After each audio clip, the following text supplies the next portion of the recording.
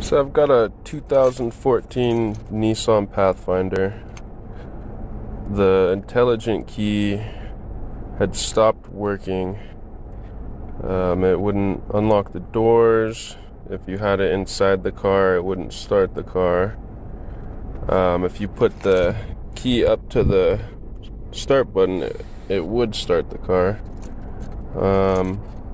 Tried replacing the batteries, that didn't do anything.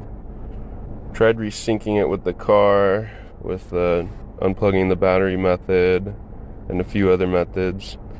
That didn't work.